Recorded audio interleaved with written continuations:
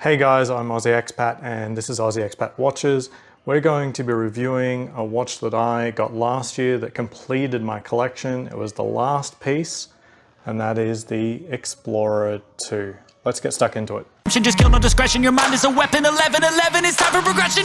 Could try to play it, but you're never gonna beat me. Look the other way, what I'm doing ain't easy. Bloody and So a few years back, I sat down with my wife and we selected what would be our ultimate collection within the Rolex catalog. Like, what are the watches that we think are the very best? Like, at any price, we would buy them. Many of these watches are, very popular. Some of them slightly less popular. And one of those that is slightly less popular is this one, the Explorer 2 in Polar, in the white dial. And it was the last one to get, and it was actually the hardest one to get. So I don't know what it is, but this is actually not a watch that they produce in large volume, despite last year's release being, so the previous year's release being the anniversary of this watch. So yeah, very distinctive watch in terms of its polar, very distinctive watch with the white dial. There aren't many white dials available. The other one would be obviously like a Daytona. I think OPs in the past have had a white dial.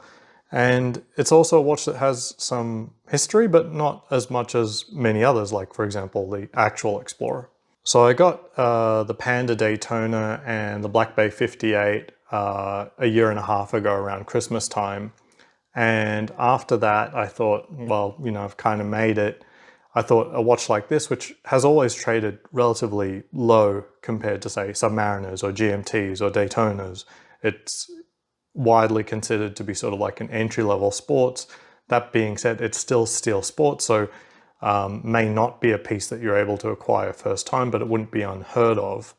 I thought it would be relatively easy to get, because when I asked for it, I actually saw someone pick up the black dial version of this, and I thought, oh, okay, these are just floating about that I happened to see one of those. So, for example, I've never seen someone pick up a Daytona, right? So, but pick up one of these, like maybe volume of these is pretty good. My SA always said that, oh, it's no problem, they'll get it for me, but they never telegraphed how long it would take. I spent more time waiting for this than any other watch. If I had to do it again, if you're in a position to be able to get one of these from your AD, just because of the rarity, it's going to take some time. For me, it was 6 months. I've heard of other people taking much longer. And that's not like waiting for a Daytona. Like, they're getting Daytonas every week. They're not actually getting one of these every week.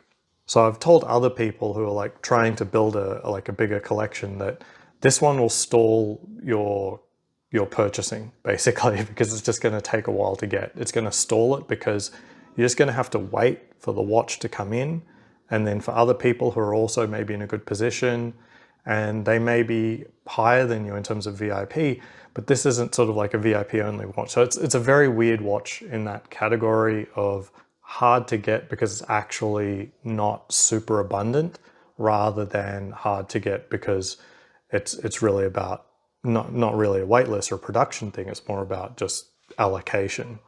So let's take a closer look. So here we have the Explorer 2 Polar. This is the 226570 reference. This is about 1 year of use. I got it for my birthday last year. Unfortunately, this year I don't have a birthday watch. And this was a big birthday actually, but I'm still sort of waiting. We'll see. I'm hoping to get the Platinum Daytona. This one was a really nice one to get because the previous year my birthday watch was the Explorer 1, the Explorer 36. And I really adore that watch. And I sort of had, I started, because this wasn't in my collection and I loved it so much, I started sort of resenting it in a certain way. And I don't know if other people feel that about watches that they can't get their hands on. This took just so long. Like, my expectations were that when I asked for it, that I would get it like within a month. And then month after month after month, like 6 months down the line, I finally get it. And even after that, it took so long to get that I sort of felt a little bit burned out. actually. And it was also the last piece of my collection. So I sort of stopped really trying to play the game. Now I kept up to date with my ADs and I kept visiting, but I didn't really specify what I wanted. And it actually led to a small situation towards the end of the year where I realized, oh no, I've got my 10th anniversary with my wife in January and it was already November. And I was like, oh no, I was supposed to be, if I recalled correctly on my game plan, was to have spent most of the year trying to acquire the 10-year anniversary piece, which ended up being a gold Daytona for my wife. After seeing that gold Daytona for my wife, I really stopped trying to get a gold Daytona for myself. It's really too flashy, too flashy for me. So it worked out well in the end, but yeah, it was quite a story to get this Explorer 2. It was just so difficult, sort of burned me out really. This was the only watch I purchased that year for myself last year. Now, this is 42 millimeters, so it's a big watch. This is the anniversary, the 226570. The main difference, the main difference is these lugs. They've really slendered them out by, one, cutting them in a little bit more. And then they also made the lug width here. They moved that from 21 millimeters to 22 millimeters. And I think the overall impression now is that despite its construction, it looks far closer to being, say, an integrated bracelet, because you don't really have a distinct difference between sort of the lugs and then when the bracelet starts tapering away from it.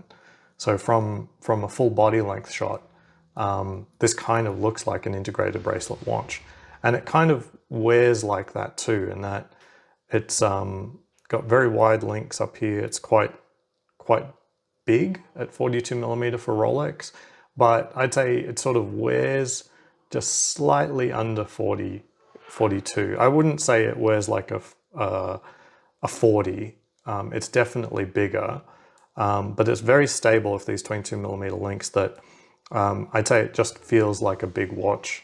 Does it feel like it wears every millimeter of that 42? Not quite, but not far off it. It still feels bigger than a 41 millimeter sub. So yeah, but then again, the 41 millimeter sub is like barely a 41 millimeter sub, like it's 40.5, 6 or something like that. And the way that they've slendered it out a little bit, it sort of makes it wear a little less. I like that I have a real thing for steel bezels and fully polished watches. Now this isn't fully polished, so there are some high gloss, adds a little bit of flair, but not much, not much flair.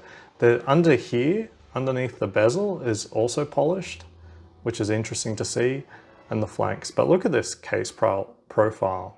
It's just gorgeous, isn't it? It's just beautiful. Now, this is a brutish watch with all of that. The bezel is fixed, unlike the GMT Master 2, but it does have the same movement as a GMT Master 2. Now, if you're looking at these big sports watches, I'd say this fits solidly behind, the GMT and the Submariner. So you've got Daytona, GMT, Submariner, and then I would say Explorer 2. Your other alternative for this look is really the new Air King. I'm not a huge fan of that dial, but I do like it. And I like the overall shape. Now that's 40 millimeters, so that might wear a little bit better for you than this, but a lot of the same features, except this is a GMT. And, despite being just a very tool watch, Rolex do not skimp out on anything. Everything they build these days is meant to last forever. So on the dial, you've got this beautiful white. Now it's super matte, but you cannot discern any texture to it. And the hands and the indices, they're actually PVD'd white gold. So even though you'll never see the material underneath is white gold. And that just means you're never going to have to deal with any kind of corrosion. Appealing or not to you, this dial is unlikely to look any different in many decades. You know, I think they really know their stuff these days, and they're built and made to last with premium materials. Another aspect that may put people off is the steel bezel. This is originally designed to be a watch worn for hiking and exploring and mountaineering and cave diving. Not cave diving, caving, spelunking, climbing mountains and stuff. And the idea behind having a fixed bezel is that out in the wilderness, you're going to get sand and grit and stones and encounter hard use. And a moving bezel can, it's going to potentially get things trapped underneath the bezel, so it'll get stuck. So you'll damage the watch just by being in different environments. And then you don't need a rotating bezel because the movement is the GMT Master 2 movement where you have the jumping hour hand. So it's the true GMT. I really think in terms of travel, this is far more legible. Like, this orange hand is so big and distinctive, unlike the GMT Master 2, which has a very slender hand and often hides underneath the minute hand. It's very difficult to find sometimes. So just like the GMT Master 2, you have a jumping hour complication. Interesting, this is the thinnest crown of any Rolex that I've ever seen. And it's quite big too, so it's easy to operate, but it's actually quite thin. This has a symbol on it. Oh, and let me tighten it up, because what's interesting is I'm not anal about this sort of thing, but this is a 6 o'clock crown where the crown sits upright. It's very special. It's very special. Out of all my Rolexes, it's the only one that actually does that. And I'm not gimmicking it. Like, you tighten it down, it does get to that point. So it pops out, and then the first position is winding. And winding wise, I don't know if we can hear it. It's beautiful. I just did a review on the Tudor Black Bay 58. That was okay. This is just way, way, way better. So you can wind it, aid in setting, and then the first pop out, first click is jumping hour. And that's also how you set the date. So there's no quick set date, there's only a jumping hour. So you got to wind through all the dates to get it there. And then the last one is timekeeping, including setting the 24-hour time. So let me just wind that back up. Yeah, so really good complication. I like to use this when traveling because it's just a more legible GMT. And then it also allows you to go to more places. Now, I wouldn't describe this as a versatile watch. This is easily the most tooly tool watch that Rolex has. But in a world where, you know, especially on the West Coast, no one wears suits or anything like that, wearing a, you know, true tool sports watch is perfectly cool. It's more versatile than say necessarily a versatile watch like, say, the GMT Master 2, which might be too flashy in some circumstances. I find that in terms of versatility, it's more important to be more downplayed than upplayed, because you can always wear an underplayed watch in a nice environment, as long as, you know, it's quality watch, you know, nice, good brand, good quality watch. Harder to downplay something like a GMT Master 2 on, say, a Jubilee bracelet. Clasp here is interesting, not too different to a lot of other Rolex clasps in that it has the easy link adjustment for a 5mm of adjustment. I won't pop that up. Let's do it. Let's pop it out. So you get 5mm of adjustment with this easy link, okay? And otherwise it's just a generic for Rolex anyway. Everyone else would love to have a clasp as good as this, you know, safety clasp. But it's worth noting, this is quite short. Like, it's almost like 2/3 of a Submariner glide lock bracelet, so it doesn't occupy a lot of space on your wrist. And it's quite wide because it's accommodating one of the widest bracelets Rolex have in their lineup. I don't think they make a bracelet wider than 22mm. Also on sort of like wearability, it's a big watch. It would benefit from, you know, better than an Easy Link, but it's not bad. 22mm across means it's very stable. So it's not just like, feels like it's hanging on a thread on your wrist, like just jumbling around. But it would be nicer if it had more micro adjustment, but at the end of the day, it's a bigger watch. 22 millimeters means it's much easier to use with a lot of straps out there. 22s are much more common size than say 21 millimeter of the previous model, the 216570. So I have experimented with wearing this on straps. In general, I'm not really a big strap guy. I did try this on a rubber strap. It's okay. It certainly cheapens the look. It's a little bit more fun. But you know, the bracelet is still absolutely beautiful. So full brushing all the way around. Now, in terms of use, this is a year of use. You know, now I've got a 9 watch collection.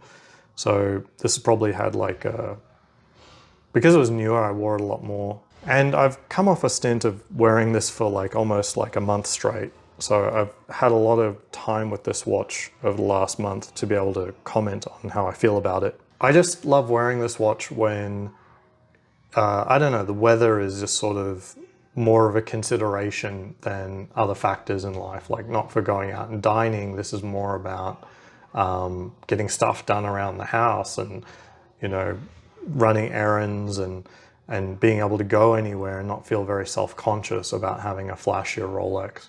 Comment on the steel bezel and how it's worn. I don't think I've got any scratches on it, or at least I think the fact that it's brushed and it sort of curves away means that it would be very difficult to see what scratches do appear on it. That would be in contrast to say something that had a flat brush like a Royal Oak, where you always get catching those glimpses that are all flat and you know, your eye's going to catch it a little bit more easier. But I think with it sort of angling away, it just makes it a little bit harder to see the scratches. And also it means it's a little bit more difficult to actually damage the face of the bezel, because you've got these corners. Do you get what I mean? Like, and the sapphire also helps sort of protect it a little bit, although damaging a sapphire isn't a great thing either. I just, ultimately, it hasn't been a problem. There has been talk of like, say, will they replace it with ceramic? I don't think they'll ever will. They really had a chance in the last release to do that. And I think they've made the right choice. It's not an exciting choice to stick with steel, but I think they have made evidently the right choice. Last set of comments is going to be like, how does this compare to, say, the 16570, the older 40 millimeter model? You really need to see these two watches side by side, this versus the 16570.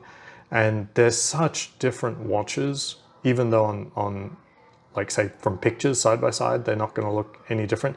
In person, the fact that this is 42 millimeters, the hands are much bigger, the indices are much bigger, the font on the bezel is huge, you've got 22 millimeter bracelet. Just everything about this is like, you take that 16570 and then you just pump it with like 10 cycles of steroids. Basically, the 16570 is elegant and a beautiful watch. You should have it in your collection, especially at the prices that you can get it. But this is like really the next, just something else. It's just something else.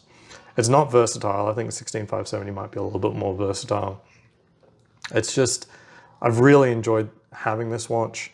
It's not one that I used like to say, to impress anyone, but even amongst watch people, aficionados, not everyone's got one of these, and it's, I wouldn't describe it as, you know, actually rare, but at least it's not another sub, another GMT, another Daytona, which everyone strives for. So it's slightly off to the side, well respected, and a very, very usable watch. These are now trading very close to MSRP. I would honestly recommend, if you've got a relationship, to be able to ask for one of these, you can go ahead. The issue is it'll take so much time. Maybe you're better off asking for a different watch and then just paying the premium on this one. That's kind of how I see it, is that the wait time for this, it doesn't really justify the premium. The premium is cheaper than the wait time now, but if you don't have the extra thousands to spend and you're not looking for, this watch and another watch and another watch and another watch, like all of us sickos, then okay, yeah, putting your name up for it and waiting for one, that's cool too. All right, so that covers the Explorer 2, a watch I've grown to absolutely love, and despite my 6-inch wrist, I think it still looks okay on me. It looks better when I've got it on a strap, but I've grown to enjoy it on the bracelet as well. All right, if you want to talk about watches, ask any questions, ask other people in community stuff, and just have fun, I've got a Discord link down below for chat. Please like and subscribe. Until next time, see you around.